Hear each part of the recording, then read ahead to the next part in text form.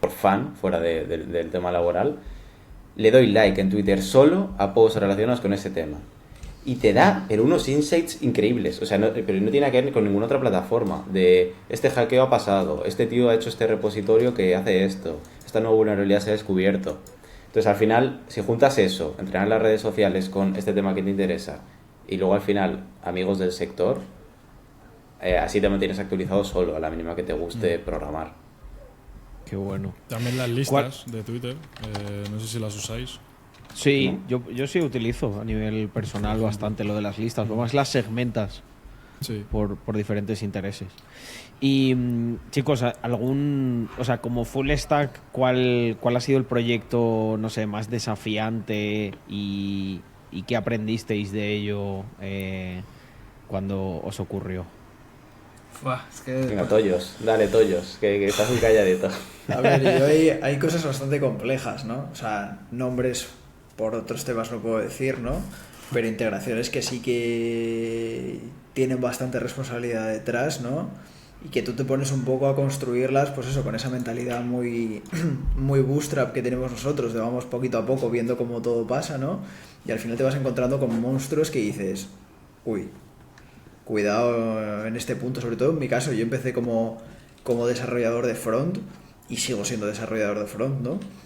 Pero sí que es cierto que, bueno, hay un momento en el que es como decía Jonathan, tú si quieres ser capaz de hacer cualquier cosa, tienes que saber un poquito de todo.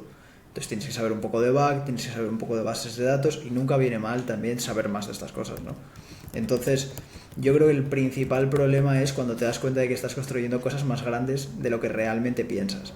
Ahí hay momentos en los que ya te empiezas a dar vueltas a la cabeza, a pensar, hostia, esto lo hice eficiente, no lo hice eficiente, será escalable, no será escalable. Pero esos son más problemas, te diría, de un nivel 2 de full stack. O sea, de primeras yo creo que lo más importante es coger algo, coger una idea y pegarte con ella, intentar ejecutarla de cualquier forma. Y tú por el camino ya vas viendo, pues oye, por el front que tengo que hacer, por el back que tengo que hacer, por bases de datos que tengo que hacer, qué me conviene más. Y eso combinado con una actitud de intentar aprender siempre y de tener ese apoyo normalmente de gente que ya sepa, de referencias de gente que ya sepa, teniendo todo eso al final van saliendo las cosas. Y luego bueno. tú también te acostumbras a proyectos más grandes. O sea, tu nivel de tolerancia Sí. al riesgo y tu nivel de tolerancia a los fallos va cambiando con el Al Ese es tiempo. final eso ese es es un muy como buen skill, todo. para Ese es emprendedor, el para tema. programador y para cualquier cosa, el O curtirte. sea, yo esto, por ejemplo, los que ya me conocen, yo me dedico al tema de e-commerce y una cosa muy harta en los e-commerce es que tú puedes ver la facturación de las tiendas. Entonces, tu tolerancia al riesgo, digamos, va cambiando. Primero te acojonas por una tienda que factura 1.000 pavos al día y luego te parece poco. Dices, bueno, si la lío aquí tampoco pasa nada, ¿sabes? Entonces vas un poco tolerando más y eso solo se aprende a base de práctica, siempre, y a ser constante. Oye, y ya que estamos, ¿podríamos explicar la diferencia entre frontend, backend, full stack y cómo encajan estas especialidades dentro de lo que es el desarrollo de software en general? ¿Le das tú, Yamis, que no has hablado casi? ¿O le doy yo? Vale, pues frontend es lo que ha dicho Alex antes, que es todo lo que estáis viendo ahora mismo en pantalla, que es pues, el reproductor de vídeo, la barra que tenéis a la derecha, absolutamente todo, los gráficos de una web. Y backend es todo lo que se encarga de procesar la lógica a nivel de servidor, es decir, autentificar de que el usuario que estás conectado eres tú, que la ruta en la que estás despliegue el frontend que tú estás viendo, este tipo de cosas. Esa es la principal diferencia. No sé si Claro, vosotros que tenéis más experiencia podéis... Pues con lo que dijo Yamis, un full stack generalmente es el que hace un poquito de todo esto. O sea, hace de front, hace de back y sabe un poquito de base de datos porque esa vista, eso que ustedes están viendo, se comunica con ese backend y ese backend pues tiene que almacenar datos en una base de datos, o sea, es donde se almacenan las cosas. Pero ¿qué pasa? Que hay gente que se especializa en ciertas cosas. Suponiendo Toyos es muy pro en front, sabe de back, pero se especializa en front. Hay gente que, como nosotros en nuestro caso, sabemos más de back, pero también tocamos front cuando toca, pero no es nuestro, en lo que mejor, en lo que más destacamos. Entonces lo bueno de ser un full stack es de que siempre vas a poder apoyar en todos. Por ejemplo, si tienes una startup pequeña tuya, Vas a poder trabajar en todos los ámbitos, pero te vas a especializar en algo generalmente. Siempre lo vas a hacer a medida que vas aprendiendo, vas viendo qué tecnología te va a gustar y con cuál te vas a quedar. Entonces vas a hacerte un camino. Pero es mejor como tocar un poquito de todo al principio, un poquito de front, un poquito de back, un poquito de base de datos, hacer un poquito de arquitectura, y lo que Podemos más te decir mole que te podemos especializas. No lo digas. Podemos decir No lo digas. Vale.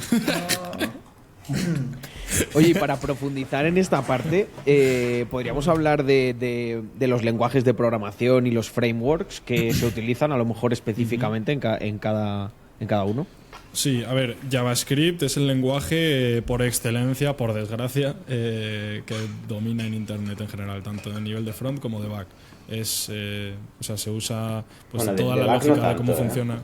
Sí, bueno, de back. Va más o por, menos por uno que O a sea, muchos le sonará digamos por no. que sí, JavaScript es Sí. el lenguaje que hoy en día, o sea, al final, ¿vale? Los lenguajes dan igual, la lógica es todos igual, pero sobre todo al principio, que aún no tienes ese músculo hecho, esa intuición ya y toda la lógica asentada, JavaScript es como el que hoy en día, si aprendes autodidacta o en un bootcamp, que no sea de ingeniería informática, porque por desgracia están bastante desactualizadas, vas a aprender JavaScript. Porque con eso vas a poder hacer tanto frontend como backend Claro. y ver un poco qué es lo que te va gustando. Que al Es que final es con lo un más mismo importante al lenguaje, principio. exacto, con un mismo lenguaje eres muy polivalente. Sí es cierto que dice, vale, no predomina JavaScript a nivel de back. Realmente sí, pero para proyectos más pequeños, pero precisamente por eso, porque casi todo el mundo sabe JavaScript, Claro. entonces es mucho Exacto. más sencillo hacerlo. Pero para a lo mejor proyectos que son ya gigantescos como Twitter, YouTube, cosas por el estilo, el backend, JavaScript es una puta mierda. Sí, hay motivos muchísimos obvios. lenguajes. Luego está Go, Scala, por ejemplo, Twitter, que de esto dijimos en Sí, otro tiene podcast Scala. que vamos a hablar. No vamos a entrar mucho en esto. No, pero al final tienen microservicios. A lo mejor tienen un servicio en Scala, uno en Claro, Go, eso uno es. en PHP. Sí, pero sí. el lenguaje es lo de menos. O sea, es algo que al principio ni os preocupéis. O sea, da igual. Sí, Completamente igual. cuando aprendes uno, los demás vienen más fácil porque la lógica Sí, es la sí. misma. Lo que cambian son como Sí. las reglas de juego, pero son ciertas cositas puntuales. Sí, un colega a nosotros nos decía, bueno, Rafa, que algunos del chat lo conoceréis, el de Cypher Source, Bytebane, Zomon, lo que sé. Decía, antes la gente para postularse a un trabajo de programador o de desarrollador de software decía, no, yo sé programar. Fin. Porque si sabes programar es que sabes todo prácticamente. A ver, luego ahora es que está tan especializado el sector que pues lógicamente te tienes que meter de, no, yo sé de Angular, yo sé de Nest, yo sé de pues cualquier framework / herramienta. Sí, pero concreta. ya todos los que mencionaste son en base a JavaScript, así que si sabes JavaScript Sí, bien, sí, sí. puedes tirarle a cualquiera de esos dos. Y en todas las empresas que tú vayas a postular, siempre van a tener como el default, ellos van a pensar de ti que no sabes nada. Aunque vengas graduado, vengas de un trabajo super pro, pero no sabes nada de lo que hacemos en esta empresa y cómo trabajamos en esta empresa. Siempre vas a ser un junior para ellos. Aunque seas muy pro en principio, por lo menos los primeros 2-3 meses, siempre vas a ser un junior porque vas a tener que aprender cómo funciona esa empresa. Ellos te van a aplicar sus reglas. Y con un lenguaje cualquiera siempre te adaptas rápido. Oye, hablando de empresas, vamos a un tema que yo creo que interesa muchísimo, ¿no? La demanda laboral. ¿Qué implica ser un full stack? ¿O puede implicar tanto para un emprendedor como para alguien que quiera hacer carrera dentro de una estructura mayor? Full stack es lo que se va a demandar siempre, pero porque es mucho más sencillo para una empresa contratar un full stack y luego meterte en cosas distintas según necesite. Sí, yo creo que también tener a sería un alguien poco especializado. hacer una distinción entre dos perfiles. O sea, si ya llevas tiempo en la industria, te vas a ir especializando. Salvo que quieras emprender y ahí ya sí que te va a tocar incluso transicionar a un perfil más de negocio, incluso híbrido de programación negocio. Pero es eso. En principio, por ejemplo, os voy a contar mi caso y luego Jonathan nos puede contar su caso, que él viene como de la parte más de ingeniería. Yo en mi caso estaba estudiando una carrera de económicas y dije, a mí lo que me mola es hacer un poco el loco, o sea, sacar cosas a mercado. Y me metí a programación, me puse a investigar en Google porque era la forma, un poco volviendo a lo de Level CEO, de, ok, tengo una idea, la llevo a producción y para adelante. Y luego haces eso y empiezas a tocar todos los palos, digo la frase mágica, y ya te vas especializando y dices, vale, me mola más esto, me mola más lo otro. En mi caso, no puedo dar el punto de vista de trabajar en una empresa más normal y cómo especializarte ahí, Pues he tenido la suerte ya de conocer a todos los que estamos aquí y empezar a liarla ya desde el principio. Pero aquí Jonathan o Alex Toyos y Jaime también, que están en empresas más normales, os pueden dar ese punto de vista de ese primer trabajo, cómo se especializarse y demás. Sí. Me gustaría que contarais también esos otros puntos de vista y luego yo creo que vamos a pasar a esa parte como de flexibilidad laboral y un poco la experiencia que tenemos nosotros interna, que también está muy bien. Pero vamos antes con esas experiencias más, por así decirlo, estructuradas o más corporativas. Pues si quieres, lo das tú, Toyos, o alguno que haya hablado menos. Yo empecé, eso, como dije, yo empecé por parte de front y demás. Sí que es cierto que depende mucho de la magnitud de la empresa, yo creo.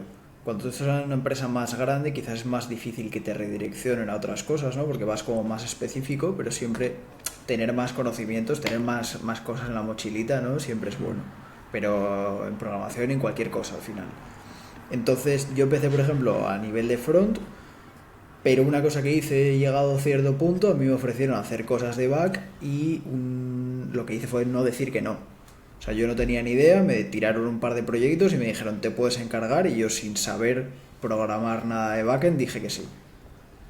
Porque yo creo que es lo más importante, coger y decir, oye, vamos a buscarnos la vida, vamos a intentar podríamos hacer decir las que cosas en el stack del full stack la resolución de problemas es Sí. un ítem más. Sí, exacto. Generalmente Entonces una vez que entras te en pagan- eso ya es, vamos. O sea, yo creo que es eso, empiezas por una cosita siempre y en función de la empresa en la que estés te van a mandar más cosas y la voluntad que tú tengas de aprender otras es muy importante aquí. Pero es que no deja de ser la mejor forma de aprender Exacto, cuando tienes el reto, porque pasas como por esas tres fases, ¿no? Primero un poco de miedo, ¿no? Luego el momento de planificación, de, bueno, venga, igual esto, a ver cómo se hace, y luego la ejecución, que si es satisfactoria, al final te devuelve al mismo punto, ¿no? Casi que estás deseando un nuevo reto que te genere ese miedo. Sí. Y aquí hacer quizás un apunte también. Pero esto sí que he hablado con gente que está en esta situación, que es al principio a lo mejor hay empresas en las que estás haciendo un trabajo, yo que sé, entras, eres muy junior y estás maquetando webs de WordPress. Llevas así 6 meses y ya notas que no aprendes más. Al principio, el mayor incentivo que deberíais de tener es aprender y meterse en retos continuamente, porque es que es exponencial lo que vas a mejorar. Si estás en un estado de monotonía, aunque incluso el salario sea bueno, yo recomiendo que al principio de vuestra carrera como developer, si buscáis un perfil más de ir trabajando en empresas, ir buscando retos, porque pasarán 5 años y tu experiencia será como si hubieras estado 15. Sí. En cuanto a un perfil aquí, más... Sí, aquí hay algo que yo quiero contar, como la experiencia que he tenido como headhunter, ¿no? y reclutando talento, y es que en el nicho de los programadores es quizá, y con diferencia, en el que hay más esa mentalidad de a mí no me importa tanto la pasta si el proyecto y lo que voy a hacer me va a meter esa exponencialidad. A ver, lógicamente el que impulsa el proyecto o el proyecto en sí mismo tiene que ser lo suficientemente atractivo, porque creo que también los programadores son como, digo yo, ¿no? La chica más guapa del baile. O sea, todos los emprendedores quieren estar con un programador porque al final casi todo lo que van a tener que ejecutar lo tiene que hacer un programador. Pero si el proyecto es bueno, la visión es buena y el equipo que lo trae, yo creo que le da esa seguridad al programador de decir, oye, yo creo que esta gente está al nivel para ejecutar esa visión. Creo que sois los que más, en base a lo que costáis, los que también más abiertos estáis a variabilizar. En otras profesiones, hay en algunas en los que ni se lo plantean, ¿sabes? Es muy de no. Nunca cogería un trabajo en el que me paguen menos de lo que me están pagando, aunque vaya a aprender. Sí, también la flexibilidad que te dan en la mayoría de mis compañeros, así que tienen ya bastante nivel y que algunos la pasta no es tanto problema, lo que buscan es tranquilidad. O sea, mientras más flexibilidad te den, que puedo teletrabajar desde donde quiera. Mientras, Sí. otra cosa, somos muy de que no nos gusta hablar con el cliente final. Mientras menos tenga que hablar con un cliente final, si yo voy a hablar con el CTO, me van a asignar tareas y me olvido de la gente. Muchos, cuando ya están bastante avanzados, eso es lo que buscan. Menos horas, flexibilidad y proyectos súper interesantes, que sea algo que los motive. Algo de lo mejor que creo que me pasó a mí justo cuando llegué a España fue que estuve en una startup que por ser startup pues te dan esa libertad de hazlo como tú quieras con tal de que lo hagas. Entonces, ¿qué pasa? Que yo con mis compañeros nos decían, oye, hay que hacer una integración de juegos con puntos y login en Twitch. Y nosotros ni idea. ¿Qué vamos a hacer? Pues vamos a usar una tecnología que ninguno conozca. Y cuando eso en esa época que estaba empezando. ¿Y por qué? Porque prácticamente nos iban a pagar por aprender una nueva tecnología. A ellos les daba igual con tal de que funcionara porque era para un MVP. Entonces prácticamente en las startups te pagan por aprender. Es lo genial. En una empresa muy muy grande, ahí se hace como ellos digan. Tal cual. ¿Qué más, o sea, resto del equipo, opiniones sobre esta parte que es muy interesante, lo de la flexibilidad laboral, y podemos poner muchos ejemplos de estos internos nuestros de cómo, no sé, o sea, a mí es una cosa que siempre me ha gustado y siempre he considerado un beneficio de trabajar en cualquier cosa de Rax, y es la extremada flexibilidad que no colisiona con la excelencia. O sea, creo que yo voy a decir, y ya me callo, pero como manager creo que también exige bastante. Porque claro, si tú das flexibilidad, pero luego en la parte de management no eres quirúrgico y sabes priorizar y entender cuándo hay que apretar a muerte y cuándo a lo mejor puedes relajar el acelerador, pienso que es un desastre, que es mucho mejor un sitio en el que, bueno, la gente está una hora, pues vas hablando con uno, con otro. Pero si tú en la parte de management eres bueno, esta parte de flexibilidad creo que también aumenta la productividad. Sí, también es verdad que en nuestro caso funciona muy bien porque al ser todos socios, todos tenemos ese incentivo, entonces siempre, quieras que no, en el largo plazo apretamos todos prácticamente igual. Habría que verlo, también es verdad que habría que verlo. En nuestro caso, yo creo que es un poco... Es muy raro, concreto. porque Sí. ya no es un tema de ser socios, pues tener socios sí que no funciona. Es un tema de que aquí la mentalidad es la misma y vamos a Sí. puto saco, porque Sí, el en enfoque nuestro caso es muy- flexibilidad de explotación, ¿no? Si fuéramos un perfil más normal. Pero es la polla, ¿no? Porque hacemos cosas que están súper bien. Pero una empresa Yo más creo que el normal, resumen- sí, Bueno, sí, llegado a cierto punto, al final todos tenemos etapas de que queremos apretar a saco y otras que más chill. Lo bueno de este sector es que cuando quieres estar chill, te puedes ir a un Airbnb en la playa, teletrabajar, cumples y para casa. Yo creo que el resumen de esto es que al final hoy no estaríamos aquí. Mr. Crypto, por ejemplo, no existiría, Rax Labs no existiría si no fuese por esa flexibilidad. O sea, No, todos claro. nosotros, salvo Alex, todos nosotros al principio estábamos trabajando. Sí. Empezamos Mr. Crypto trabajando todos un trabajo de jornada completa. Empezamos Rax Labs con un trabajo de jornada completa y llevamos desde entonces en un trabajo de jornada completa. O sea, todos nosotros, digamos, estamos trabajando, no sé, más de 12 horas diarias desde luego, Sí. y al final esa flexibilidad horaria te permite hacer estas otras cosas que luego en el largo plazo pues lógicamente tiene sentido hacerlo, ¿sabes? Si por ejemplo yo, tanto Jonathan como yo, que trabajamos siempre en no presencial, ¿no? Si nosotros tuviésemos que desplazarnos una hora de ida, una hora de vuelta todos los días a la oficina, cumplir 8 horas ahí y estar dentro de un cubículo durante 8 horas, esto no hubiese salido. No. Pero porque los días que había que apretar se apretaba. Y igual dejabas de lado otras cosas, o yo qué sé, o comías mientras trabajabas para nada más después de comer ponerte a hacer tal. O sea, yo creo que la flexibilidad al final ya no es más, va más allá del tema de puedes trabajar de donde quieras, desde la playa, desde tal, porque luego al final todos sabemos que nos metemos en nuestra habitación y programamos en nuestra habitación, Sí, ¿sabes? sí, o sea, eso es así. Pero es más la posibilidad de compaginar con otras cosas. De, oye, no tengo demasiado curro aquí, no me tengo que quedar calentando una silla, sino que puedo hacer otra cosa. Me puedo ir al a final dar un cuando trabajas paseo, por puedo hacer objetivos, ejercicio, lo que quieras. Claro, exacto, cuando trabajas por objetivos sabes que va a haber épocas de ir a saco y épocas más chill. El estar en, ya no programación, sectores que eso, que vas a objetivos o a retos. Es que no tiene sentido estar 8 horas calentando una silla en una oficina presencial, no. Y hay muchas empresas que son así, No tiene sentido. que no les Sí. importa si cumples el horario con tal de que el día que tú dijiste tengas las cosas que prometiste. Entonces tú podrías darle muy a saco, por decir, el lunes y el martes y tener el resto de la semana para tu proyecto con tal de cumplir para tu empresa, que es más o menos como hacemos nosotros. Si, bueno, en mi caso la verdad es que yo salgo muy temprano, pero eso también es eso, o sea, conseguir un curro en el que salga a las 3 de la tarde no en todas las áreas se puede conseguir. Pero Luego también, esto no comentamos el tema de la captación de talento. O sea, tú si tienes una sede física, y obligas a la gente a ir a una localización física, te limitas a que la gente tiene que ser de ese alrededor. O sea, yo si tengo una oficina en Madrid y no permito el teletrabajo, la gente que yo contrate tiene que ser toda gente de Madrid. Sí. En cambio, si yo tengo una empresa que es global y permito el teletrabajo, lo que amplío es el espectro de personas que puedo contratar. O sea, yo puedo contratar un tío en China que es la polla. No hace falta que esté en Madrid. Puede estar en China, puede estar en Estados Unidos, puede estar lo que sea. Y al revés, para el profesional, digamos, un programador lo que puede llegar a cobrar en España es muchísimo menos de lo que puede llegar a cobrar en Estados Unidos, por ejemplo. Sí. Un deal muy, muy bueno que muchos full stack consiguen después de unos cuantos años es trabajar en España para una empresa de Estados Unidos.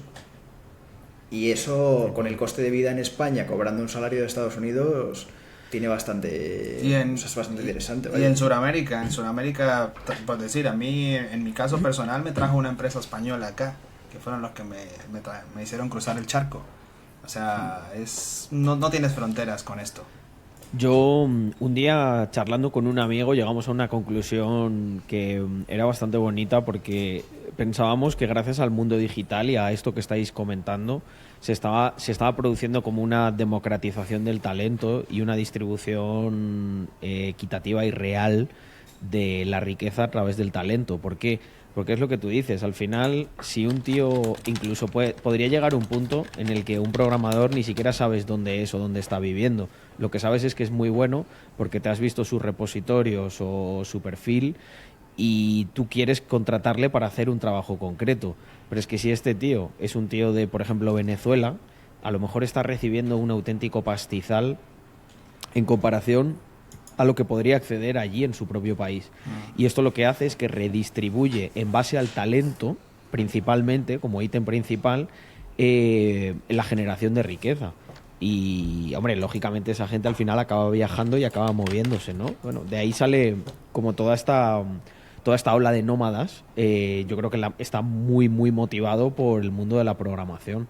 ¿Cómo veis esto? Porque antes Toyo os lo ha comentado muy por encima, pero sí que podríamos hablar más en el plano personal, ¿no? De qué implica trabajar en remoto y ser así medio nómada. Bueno, yo en lo personal me da la flexibilidad que dijo Toyos, que puedo tener mi trabajo normal donde me asignan ciertas tareas, cumplo un horario, pero si tengo tiempo libre, lo que sea, lo puedo aprovechar para otros proyectos. Salgo a las 3 de la tarde, ya pues salir a esa hora no cualquiera se puede dar ese lujo, y tú puedes con un trabajo normal como mantenerte. En mi caso, que yo estoy aquí en España solo, no tengo familia, así que si yo no trabajo, no como. O sea, tengo que pagar alquiler y todas estas cosas, y a pesar de todo pude emprender. Bueno, Carlos, desde que te conocí estaba emprendiendo. Tenía mi trabajo normal, sí, y por las noches nos íbamos a currar en nuestro proyecto. En esa época yo también trabajaba. Exacto. Por las mañanas como asalariado. Exactamente, pero no, lo podíamos hacer, y eso es algo que te da mucha flexibilidad al teletrabajar o poder moverte de la oficina que tú quieras o trabajar desde donde quieras. En este caso, por decir, yo me quisiera reunir con Yomis, podríamos ir mañana al coworking de Mr. Crypto, podemos hacerlo desde casa, o sea, puedes hacer lo que quieras y sin ¿cómo se dice? Sin tanto problema. Y además de que, bueno, también lo comentó Toyo, del talento al que puedes recurrir siempre en este formato online. Que es que, o sea, yo ya me lo planteo tiene que ser una oficina muy guapa o estar con gente así, pero va a ser como siempre, va a ser un formato híbrido. Cuando quiera ir a la oficina, que valga la pena de verdad, porque es que te acostumbras al teletrabajo y además de que rindes muchísimo, porque estás en tu casa, no tienes que, bueno, la gente que tiene niños o lo que sea también puede estar pendiente de ellos, pueden administrar estar pendiente en su hogar y a pesar de todo trabajar. Es que eso no todas las áreas se puede. En mi caso, ahora que aparte de Rax Labs, estoy en Disrupt, que también ahora justo estamos, dentro de un par de semanas sacamos el bootcamp de Full Stack.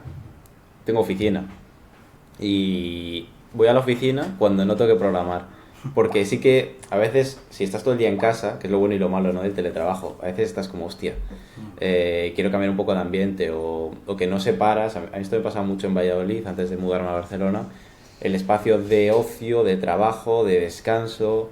Si mantienes la misma rutina de full nómada, full focus durante mucho tiempo, yo al menos personalmente me quemo fácil. Y eso, tener una oficina guay, Yo creo que ayuda mucho a hacer ese cambio de chip. Hay que tener como una base Sí. de operaciones, ¿no? Exacto. Yo soy Un también piso- muy un de piso esa... franco. Sí, Hay que- un piso franco. Sí, sí, sí. Tal cual. Pues oye, os tengo que contar una cosa sobre esto de un piso franco que igual vamos a tener en Barcelona. Anda, Pero bueno, cositas. eso es... Sí, sí, sí.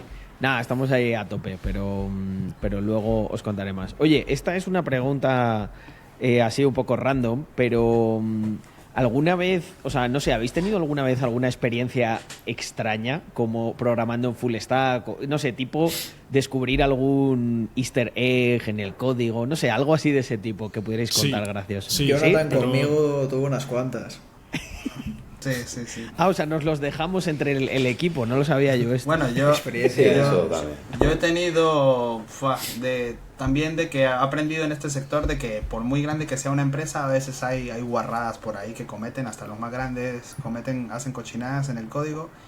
Y bueno, tengo una experiencia ahí ya saben, con una agencia de facturación de una región de España que me devolvía los errores en otro idioma, en un El País Vasco, en euskera. en euskera. Sí. Y yo, pero ¿por qué no me devuelven los errores en inglés o en español? No, en euskera. Y me pareció muy raro, o sea, no sé por qué el nacionalismo en el Sí. código. Nacionalismo en el código. Sí, Es sí. Título absurdo, perfecto tío. Es para que- TikTok. Álvaro. Error en base 64 es el euskera, básicamente. Sí, sí, sí. Madre mía. Y era- Hay Está veces, cifrado ¿no? lo que hablan. Bueno, esto pasa, ¿no? O sea, hay veces que la cultura a veces es irracional, ¿no? Y llega a este punto, ¿no? Que al final yo pienso como vosotros, ¿no? A ver, estamos trabajando, quiero decir, vacílame con eso en un bar, pero aquí no, por favor. Yo solo quiero devolverte la página web bien hecha. Sí, mira, al hilo de esto, de que decía Jonathan, de que grandes organizaciones que vemos desde fuera, decimos, joder, debe de ser super pro, al milímetro.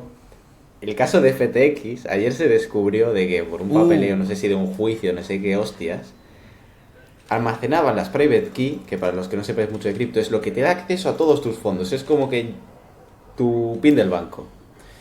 Guardaban eso en un servidor, una base de datos normal y corriente, con Amazon Web cierto- Service. cierto sistema de seguridad, Amazon Web Service, pero que, según decían los escritos de auditoría que les han hecho, tenían acceso múltiples developers, no tenían ningún sistema de cold wallet, nada, o sea, están guardando billones,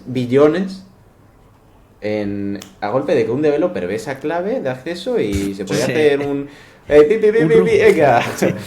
Hace un dump O sea, en la base de listo. datos, vendo claves Menudo privadas. jackpot, chaval. Y claro, que es que ahora vemos FTX como que ha quebrado y una mierda, pero que hace 6 meses era referente junto a Binance. Sí. Entonces, muchas veces todo es más marronero de lo que parece.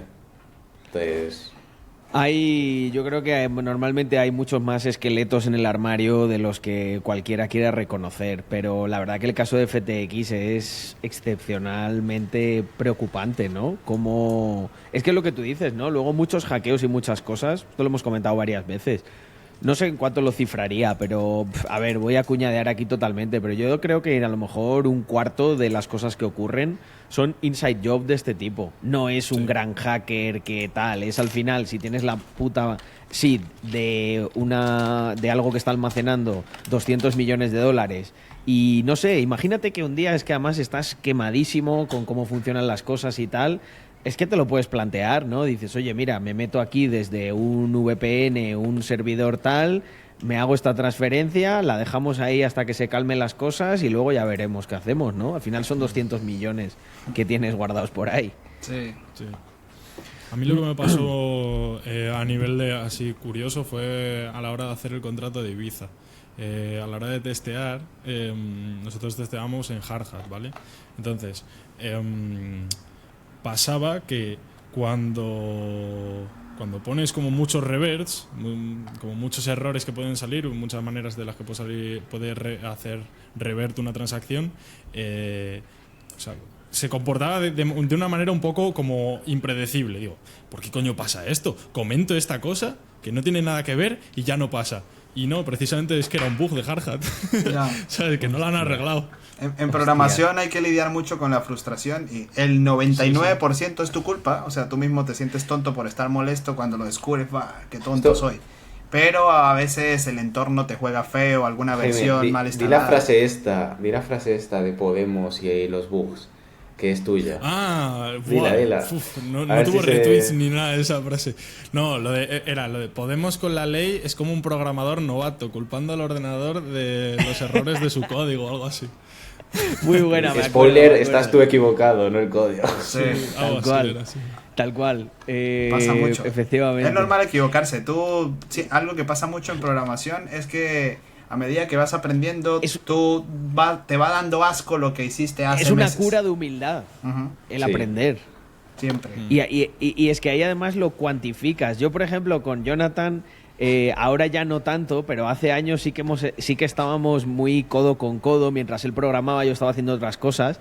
Y me acuerdo que muchas veces, joder, a mí me hacía sentir súper útil porque yo en esa época no sabía programar, pero sí que es verdad que soy un tío que tiene un espectro en cuanto a la lógica y eso bastante amplio.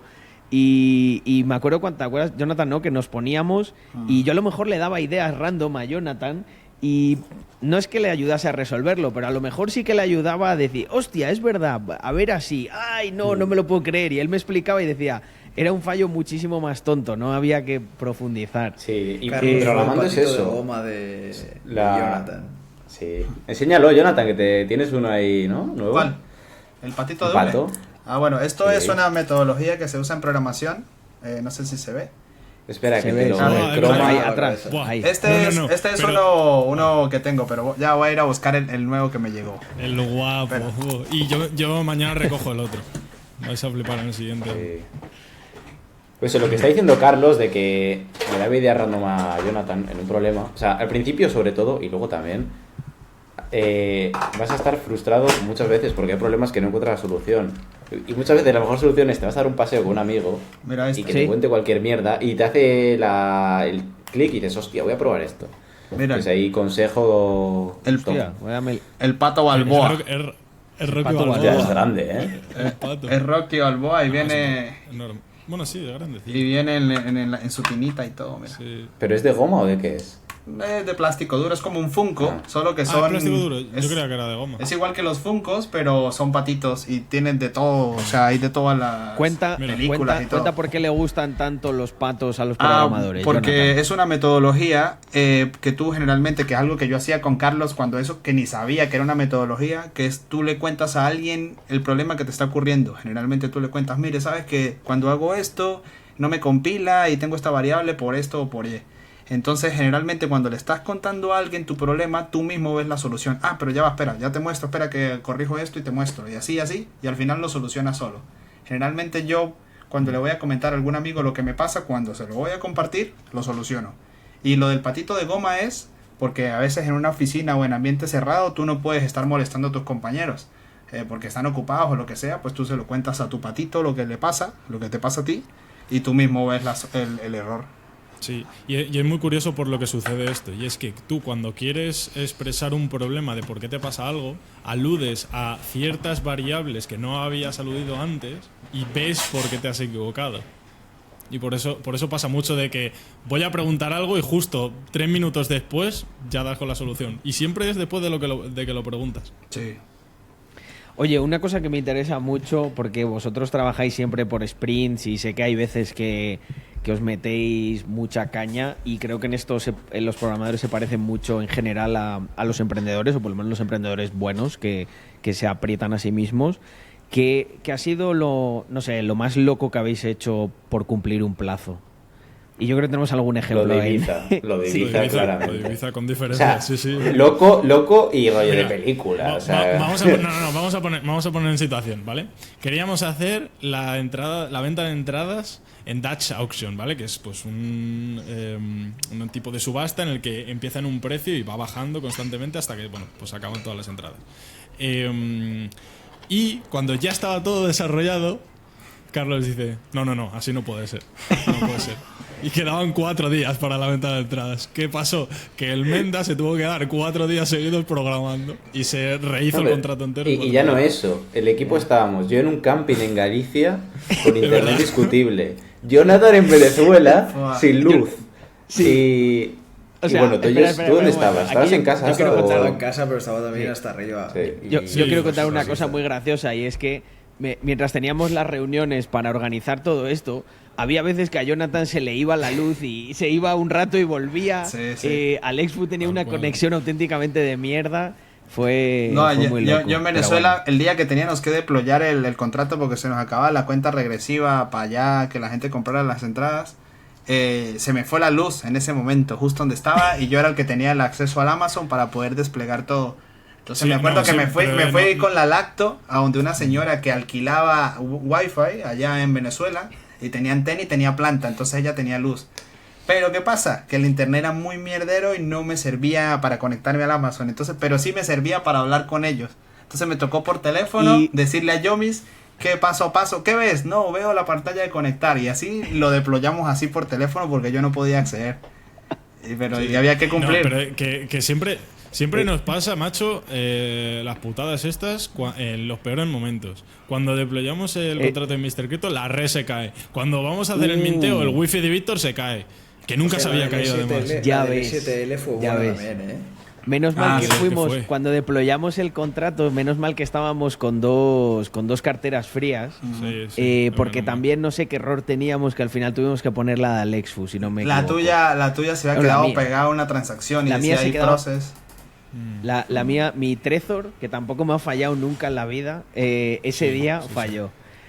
No. ¿El que Toyos con los Con el S7L, no sé si os acordáis, pero el S7L originalmente tenía otro aspecto. Ah, sí, claro, que Era otra que web. tú habilitaste el contrato Y que no una- era. el- Revelaste No, los no que... solo eso por tu lado, pero por el mío, por ejemplo, la parte de front, el look del S7L era totalmente distinto. sí, que lo cambiaste en el último Cuando verdad. cuando subimos la web, nos dimos cuenta de que en producción aquello no tiraba ni para Dios. Ya. Claro, lo sacábamos en hora y media, 2 horas. Y en ese punto dijimos, ¿qué es más sencillo? ¿Arreglarlo o hacer uno de cero?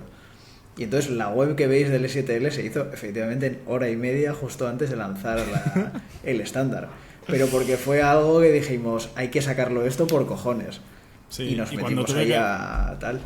Cuando tuve que hacer el drop de los STL de offshore y de Mr. Pumpkin, los gas fees se multiplicaron por 4 en Polygon. Sí, se fueron O sea, me fueron salió como... a 60 pavos. A 60, Sí. 80 pavos el drop. Sí, Eso pasa. Que nos no ha me habéis pasado pagado. varias veces lo del gas, que justo el día que vamos a deployar algo, macho, está a tope. Bueno, eso pasa, pero en el sector las prisas las pagan bien. Cuando tú trabajas para alguna empresa, si freelanceas, si quieren algo para allá porque el programador quedó mal, porque lo que sea, te lo pagan caro.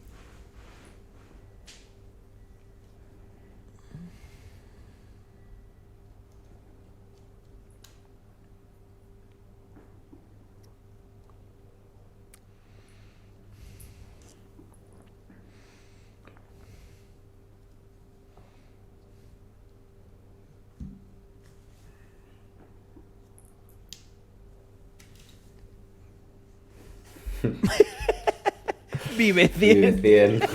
No sé yo si llegas a los 100. con claro, Vive vive 100. o a 100 por hora o 100 segundos. Exacto. Te dan patatos antes.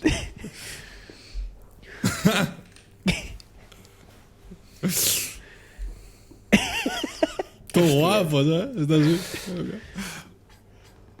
A full de aderal, chaval. La polla. Madre mía. Eso, a ver, era Colombia, a lo mejor llevaba otras cosas. Ya ves, el Vive Sí, sí. 100, seguro que siendo de Colombia, igual llevaba Sí, algo. Se hacían las Oye, fábricas de harina. Me ha quedado muy claro esta parte de retarse y tal, y que se parece bastante lo de lidiar con la frustración al mundo del emprendimiento en general, ¿no? Por eso yo, la verdad que por lo menos con los programadores con los que he tocado, siempre he visto mucho espíritu emprendedor y la verdad yo, bueno, lo veis, ¿no? Yo disfruto muchísimo trabajando con los chicos. O sea, al final es...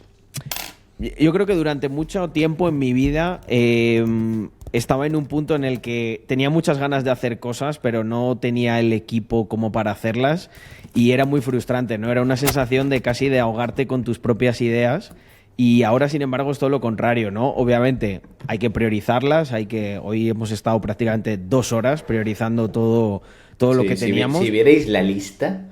Bueno, de era una cosas. lista que tenía que scrollear varias veces. Yo no sé, yo no- Este, Va a ver, yo ya me va a perdía. Va a sonar a chinazo, pero que den por culo, Jonathan. No sabía que era tan larga, de verdad te lo digo. Vale, oye, Jonathan, no sé qué me dice. Me dice, tu browser no está permitiendo que se grabe. Refresca la página. Me lo dice Riverside. Pégale un refresh porque parece que hay algo... Ahí no sé por qué. A ver. Estamos grabando con un software esto que graba las propias cámaras, entonces luego tiene mucha más calidad el podcast final. ¿Te saca 4 vídeos? ¿O te saca un vídeo? Sí, por lo persona? saca Y incluso 4 divididos. Sí, y 4 audios. audios. Está genial.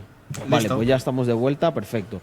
Nada, lo que os iba a preguntar, que al final he divagado un poco, pero era básicamente que hemos hablado mucho de aprender a lidiar con la frustración, de retarse, etcétera, pero lo que os quería preguntar es cómo lidia o cuáles han sido vuestras experiencias personales, que yo creo que todos los emprendedores lo tienen esto, pero quiero el enfoque concreto de un programador. ¿Cómo lidia el programador con el síndrome del impostor?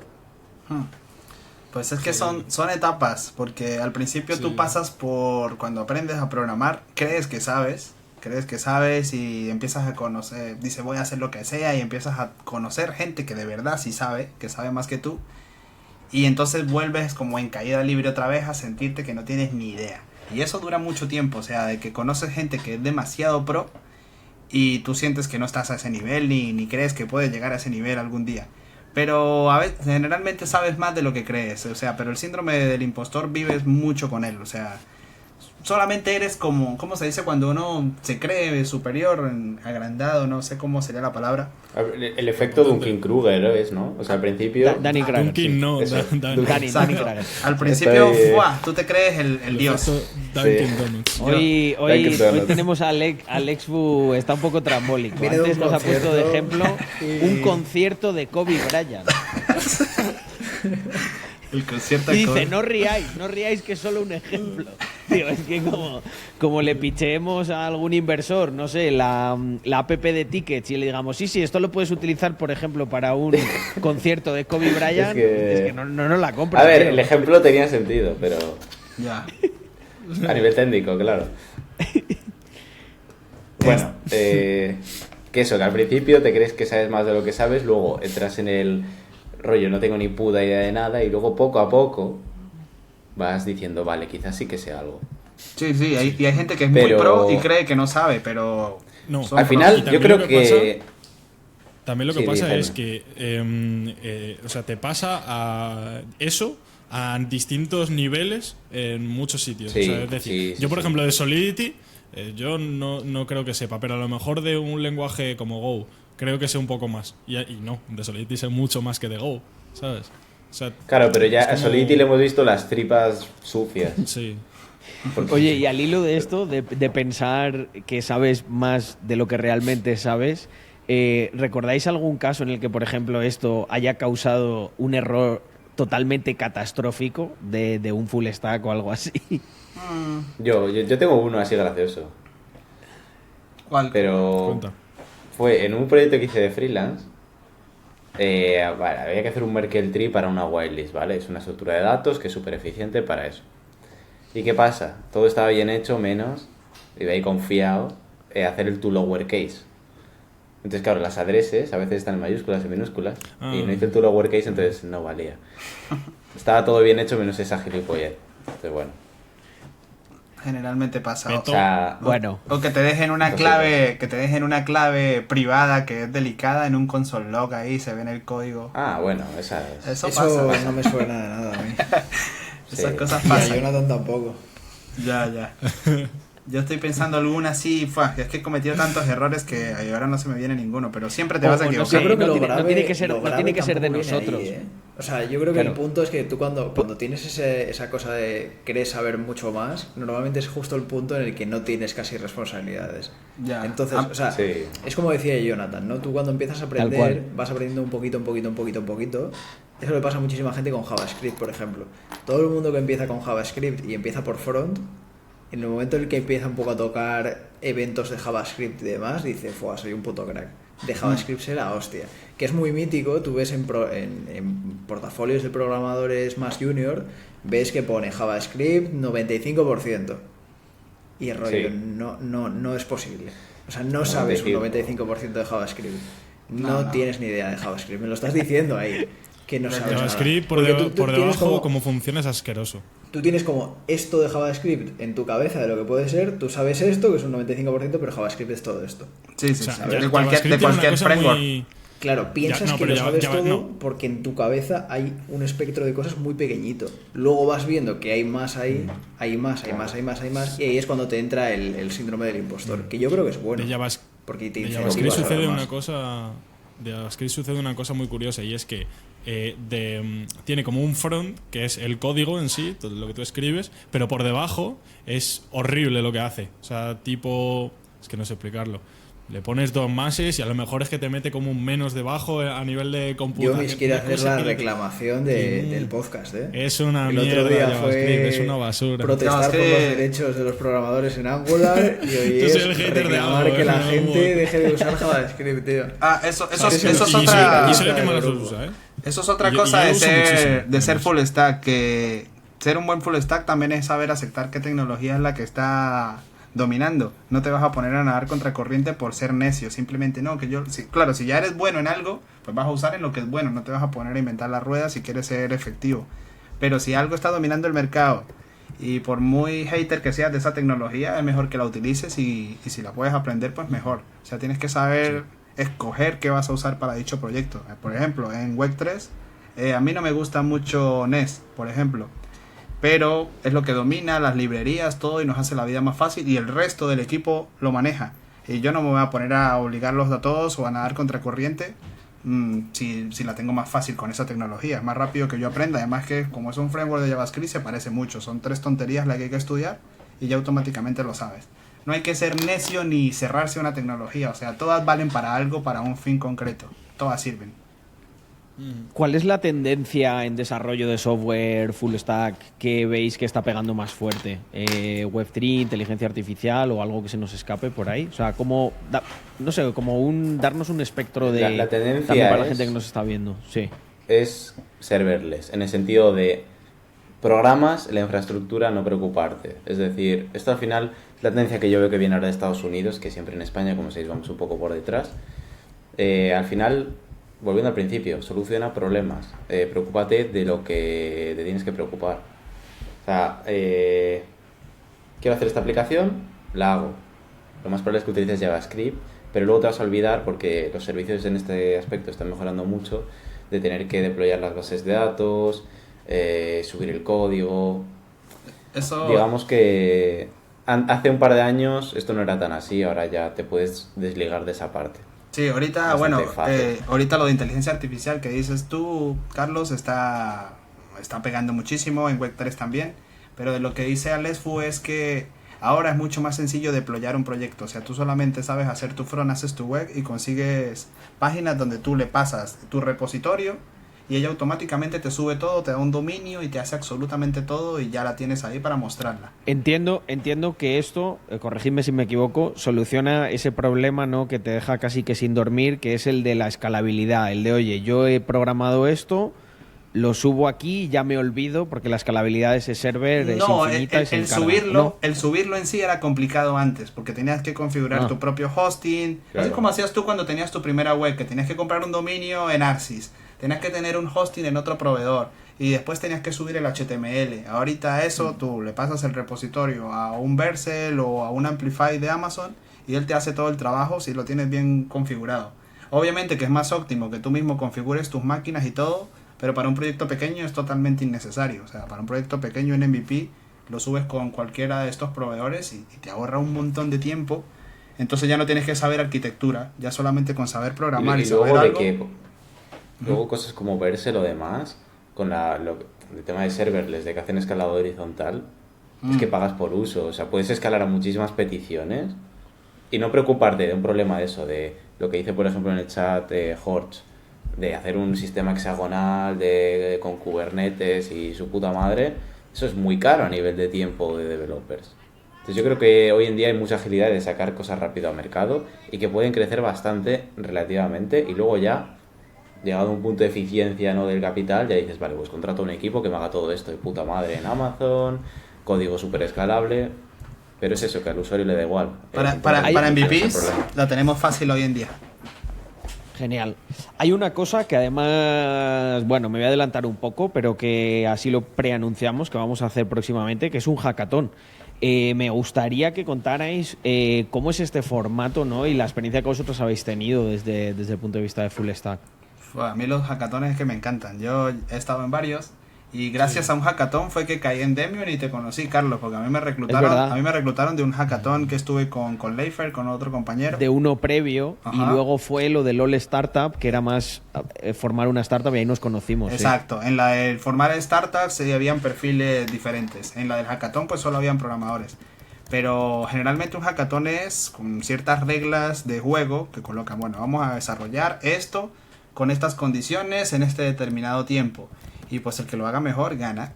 Y hay dinámicas muy guapas, por decir, nosotros estamos cuadrando, pues no queremos spoilear y dañar la sorpresa, pero queremos hacer un hackathon bastante interesante.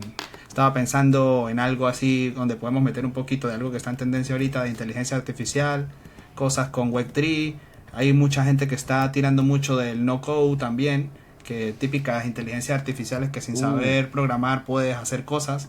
Podríamos hacer una especie de competencia de los full code con los no code, hacer lo mismo en diferentes soluciones, a ver quién es más efectivo. Entonces hay muchas dinámicas guapas que podemos hacer en un hackathon, y ahora que tenemos, por decir, lo podemos hacer totalmente online para más gente y podemos hacerlo presencial también. Da mucho juego, es algo que queremos empezar a hacer, pero queremos organizarlo y aterrizarlo bien. Esto creo que es súper interesante para la audiencia desde la perspectiva de los programadores. ¿Cómo veis todo el tema del no-code? ¿Y qué tendencia está siguiendo? Que me parece que es una gran ayuda para montar una base del proyecto y que luego tú puedes ir sofisticando. Porque sí es cierto que seguramente los modelos cada vez serán más sofisticados, sobre todo a la hora de hacer arquitectura de software, que es en lo que la gente suele carecer, sobre todo gente junior. Y también eso, que si te da una pequeña estructura de unos archivos, una pequeña arquitectura según el problema que tú le has dado, y un código más o menos relativamente funcional, o que no sea excesivamente complejo a la hora de modificar, o que sea entendible por el programador, creo que puede agilizar muchísimo todo lo que es... Sí, mira, un ejemplo que estoy viendo yo ahora en Mutter, como sabéis, uno de los partners que tenemos es Mutter, que es un Venture Builder. Y al final es una empresa que tiene dentro 7 startups. Ahora están apostando por perfiles no code. Porque es que eso, al final del día, esto es un negocio y tienes que solucionar problemas. Entonces, falla lo más barato posible. Y no code, hoy en día sí que te permite llegar a un punto en el que, ok, si la hipótesis es buena y el MVP está validado, te va a tocar rehacer de cero. Pero es que lo has hecho de una forma tan ágil que es que merece mucho la pena. O sea, sí. Aldo. Sí, no, yo el encaje justo se lo encuentro en la parte de emprender. Porque hay mucha gente, o sea, claro, cuando yo empecé a emprender no existían las herramientas no-code, o las que había eran muy, muy básicas, ¿sabes? Pues WordPress, a existir. lo más no-code sería WordPress. WordPress era el no-code que había para poder crear tu página web. Pero es que ahora tienes herramientas que le puedes meter variables, puedes hacer cambios en la lógica, que encima tienen los diagramas estos que vas conectando las funciones de manera visual, que eso es una interfaz mucho más accesible que el código. Sí, pero y además, si ya sabes programar por lo menos lo básico, si eres un junior es que ya con un no-code haces un MVP y simplemente vas solucionando todas las cosas que tu framework de no-code no te permitan. Suponiendo hay uno bastante popular que se llama Googbarber, que lo usa Tony, el que nos dio el coworking. Él levanta MVPs, los parking está hecho con eso, con Googbarber, y él no toca ni una sola línea de código. ¿Qué pasa? Que cuando quiere escalar necesita programar, porque tiene ciertos límites. Por eso que para MVPs es lo máximo. Una pregunta, pero ya de ahí para adelante, Jonathan. Y si, por ejemplo, alguien te trae algo hecho en no-code y te pide escalarlo, ¿esto para vosotros, a nivel de trabajo, cómo es? Es rehacerlo. O sea, hay que rehacerlo, sí. Sí, cuando llegas a ese punto es genial porque significa que tu MVP funcionó. Tu no-code fue útil, acabó su vida útil. A nivel de negocio. Exacto. Tengo que crecer y es mejor hacerlo de nuevo. Pero generalmente cuando sabes programar lo puedes pulir y pullar hasta que ya no dé para más. este no code. Porque O sea, tiene es sus... mejor rehacer con un modelo de negocio testeado Exacto. que hacer para algo que a lo mejor vas a tener 3 usuarios. Exacto, esto es Y para esto pasa validar mucho, sobre todo con MVPs. perfiles muy ingenieros, que se generan ahí el Sí. Docker, Kubernetes, ¡buah! Un sistema de escalabilidad de la hostia. Sí, Mira, pero además, porque- arquitectura hexagonal desde el principio, todo perfecto. 100 usuarios, vale, tío. Porque a nuestro puta madre. perfil le gusta mucho crear desde cero y Sí, se sí, emociona, sí. ¿sabes? Y es menos objetivo en Pero ese sentido. esto, Pero no es esto rentable. sí, exacto. Por poner un poco yo como el contrapeso, ¿no? Desde el punto de vista más del emprendedor, es algo que tienes que tener muy presente porque al final le pasa a todo el mundo, ¿eh? Esa inercia del emprendedor al final, ¿en qué se centra un montón? En el producto. Pero el producto muchas veces no es el ítem número uno. O sea, tienes que ver, a lo mejor el producto da igual que lo hagas 10 veces peor, pero que empieces a buscar usuarios y lo reformes en base al feedback que te dan los usuarios, que es algo, por ejemplo, que nosotros ya lo tenemos integradísimo. Nosotros sacamos el producto que cumple mínimamente con lo que pensamos que tiene que haber. Y a partir de ahí estudiamos la reacción que tiene el usuario. Bueno, esta misma tarde estábamos un poco también haciendo eso, ¿no? Reformulando Sí. todo lo que es la lista de tareas en base a un nuevo tipo de usuario que vamos a tener, que es más centrado en el B2B.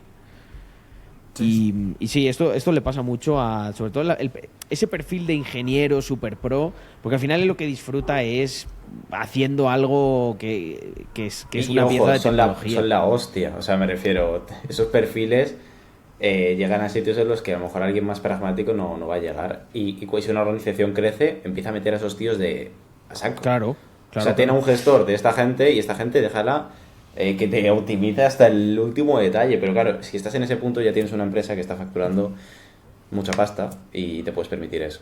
Exacto. Pero al principio muere barato, o sea, Sí. es tu foco como programador emprendedor, muere barato. Y tenemos el ejemplo del Level SEO, por al principio, que utiliza PHP, el servidor más rudimentario que existe y se mete 3 millones o más de beneficio anual. Sí. Sí. Entonces, que es que muchas veces también yo creo que subestimamos, a mí esto me pasa bastante, el poder que tiene un servidor normal. O sea, que puedes llegar a crecer bastante.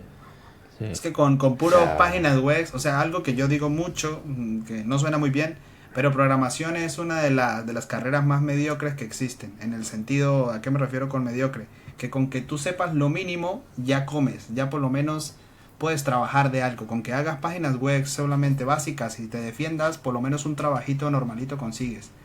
Obviamente, si te especializas y te vuelves un pro, pues ya vas a ganar estos super sueldazos que se ven ahí en todas estas publicidades de los vendehumos, pero tienes que ser un crack.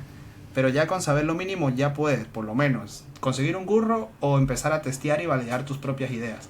Pero no es como en el arte, que tienes que ser el mejor de todos si quieres vivir de eso. O en los deportes, que tú quieres ser futbolista, es que tienes que ser un crack, si no, no vas a llegar a profesional. En programación existen muchas herramientas que te van a ayudar. Y ahí todo está en internet, además de que existe como este tipo de comunidad. En programación todos nos ayudamos. Tú vas y preguntas en Stack Overflow cualquier cosa que te pase y todo el mundo te va a ayudar. Nadie te va a decir que no. Entonces eso es lo genial de este mundillo. Oye, chicos, ha generado bastante revuelo el tema de lo del no-code. ¿Podríamos dar, no sé, unas cuantas plataformas que vosotros hayáis testado? Es Que que además no. para vídeo, para Reels o tal. Yo personalmente WordPress no he usado es la no-code. más- Pero o sea, WordPress es la no-code, más- bueno. Yo conozco Bastante GoodBarber. bien. Conozco GoodBarber, que es la que sé que usa mi amigo, que la voy a dejar por aquí por... Ahí en el... espera. Esto un día podemos traer al perfil de no-code de Mutter si queréis. De hecho, le podemos Y que echar no, un ojo. básicamente. Sí. Lo puedo hablar con Tony, Carlos, porque él tiene como la cuenta premium de eso que le vale no sé cuánto al mes y él puede tener como todos los sistemas que quiera gratis pagando esa mensualidad. Y a él pues le interesa Genial. que mucha gente use su sistema para lo que quieran y si les gusta pues después le queden pagando una pequeña mensualidad. Es como que tiene el plan premium y como que alquila la plataforma. Algo así creo que deja Genial. GoodBarber. Es muy pro esa... Yo la he usado varias veces para validar una tontería, ¿no? Que queremos registrar usuarios y un ejemplo, una app de reservas. Tú quieres reservar citas Sí. ahí lo que sea con tarjeta de crédito, eso ya lo tiene hecho. Todo lo que es común y estándar del mercado ya está hecho. Qué bueno. Oye, chicos, ¿qué consejo le daríais a alguien joven o a vosotros mismos si pudierais viajar ahí en el tiempo para empezar y no cometer, ¿no?, algunos errores en este bonito mundo de la programación y del full stack? Yo creo que como para todo, paciencia y constancia. Sí. Aprender Geek. Aprende Geek desde el principio. Cuando ya sepas HTML y JavaScript, a guardar repos. Sí, Vigila los no, console ya logs también. No imprimas cosas por ahí que no quieres que se vean. Yo diría de hacer cosas o proyectos que sean divertidos, o sea, que te gusten. Mire, lo de los Y que no tests. sean excesivamente difícil. Lo de los tests Sí, los tests. es una buena práctica. Lo que pasa es que al principio casi Sí. nadie los usa, pero es muy Contad importante. un poco. también. ¿Qué es esto Bueno, de los test? en Web3, que es donde estamos así más especializados, ahí no puedes hacer la de no subir con test, porque van a La pasar lías. cositas. Pero sí que es verdad que al principio puedes pasar un poco los test, pero luego haz putos test en el backend. En el frontend, yo paso a hacer test en el frontend, o sea, no, pero en el backend haz Te test. podría contar Siempre. cositas, O sea, Son importantes. Chungas. Cuando Sí. ya estás, es lo que hablábamos, cuando ya estás en un alto nivel, todos los tests importan. Claro. Pero Cuando son para cuatro MVPs, mierdas de landings no pasa nada. para MVPs Pero, no, claro. pero para MVPs en Web3 sí. Tienes que hacer test en los no, smart en contracts. Web3 si no haces test eres un jodido psicópata. Yo he visto botones de checkout que no funcionan en Black Friday y créeme que es un miedo muy gordo. Vale, eso sí. Ahí también. Esa es dura, Sí, sí. ¿eh? Esa Un es dura. botón de checkout que no funciona en Black Friday. Mira, Eso, ahí Esos ruedan son unos cabezas. cuantos ¿eh? cientos de miles de euros, ¿eh? alguien en los comentarios, el que comentó lo de los test, dijo una muy importante, que creo que es la que te hace acelerar un por 10, aprender a debuguear. Aprender a debuguear Console Love. es súper importante. Si vas a hacer front, usar el inspector, que es tu mejor aliado para ver, oye, qué es lo que está pasando, leer los errores. Algo que siempre dice Leifer, que no sé si nos esté viendo, que los programadores no sabemos leer. Vemos, reventó, y empezamos a buscar y ver el código y todos molestos, y el console log ahí, el error te está diciendo, tienes un error tal por esto, y tú no leíste, y por el odio. Cuando ya vas y te tomas un café y vuelves, mire, en la línea tal está fallando tal variable. Hay que aprender a leer, googlear sobre todas las cosas. No hay buen programador sino buen googleador. Esa frase la voy a... Tal cual. Te la tienes que tatuar. Me la voy a tatuar. Acuñada por Jonathan. Sí. Oye, chicos, y yo creo que para cerrar estaría muy bien que cerrásemos este podcast, no sé, como desmintiendo ahí algún mito, algún concepto erróneo que se tenga sobre el mundo de full stack. ¿Qué os parece? Yo diría que todos los programadores somos aburridos y que estamos ahí en una computadora todo el día sin hacer más nada. Yo pienso que es un trabajo cool, puede ser un friki si quieres, o puede ser alguien genial. Bueno, ese mito ya se ha ido desvaneciendo un poco, pero puedes hacer lo que quieras, no necesariamente vas a estar ahí 24/7, sino puede ser, ¿cómo se dice?, tu propio CTO, puedes tener tu propio proyecto, que eso es algo que en otras áreas es bastante más complicado. Sí, y no por saber programar, tenemos que saber cómo coño funciona una puta impresora. Eso es clave, ¿verdad? Muy bien, creo que tenemos un buen cierre para esas personas, ¿verdad? Familiares, cercanos, que te dicen, hombre, instálame esta app, joder, que tú eres programador. Sí. Mi computadora está haciendo algo raro. Piensan que todos arreglamos computadoras. Yo ya de coña siempre digo, ¿has probado a apagar y encender? Toma por culo. Ya. Fuera. Una respuesta buena es, cuando te piden instalar una app o una mierda así, dice, yo sé programar esa app, pero no instalar. Y quedas ahí como puto aburrido, déjame en paz. Me quedé dormido cuando enseñaban a instalar. Y es verdad, Oye. muchos programadores son muy malos con las interfaces de usuario. Son buenos echando código, pero no ven los botones. Por decir, yo con el Excel me la llevo fatal. Y es supuestamente visual. Pero Bueno, pasa mucho. yo voy a poner un ejemplo, ¿no? Que igual es todavía como... Voy a hacer aquí un dumb it down, ¿vale? O sea, lo voy a hacer todavía más tonto para que se entienda. Esto es como, yo qué sé, como si tienes... Un día invitas a tu cuñado a casa y hace pan y le dices, tú que eres panadero, venga, hazme un pan. Te dirá, hoy no, ¿sabes? O no, aquí no hago el pan, ¿sabes? Pues esto pasa lo mismo. Pues chicos, yo creo que lo tenemos. Ha quedado un podcast ahí muy interesante. Muchísimas gracias por estar. Y nada, nos vemos la semana que viene, si os apetece. Joder, hoy lo vamos a cerrar con 136 personas, o sea que not bad. Ya he visto que han preguntado por ahí, se van a resubir los podcasts enteros al canal de Rax, ¿vale? Que lo podéis ver en YouTube, el podcast anterior. ¿Y a Spotify? Spotify yo creo que también los vamos a subir, pero todavía no está subido. Y ¿qué más?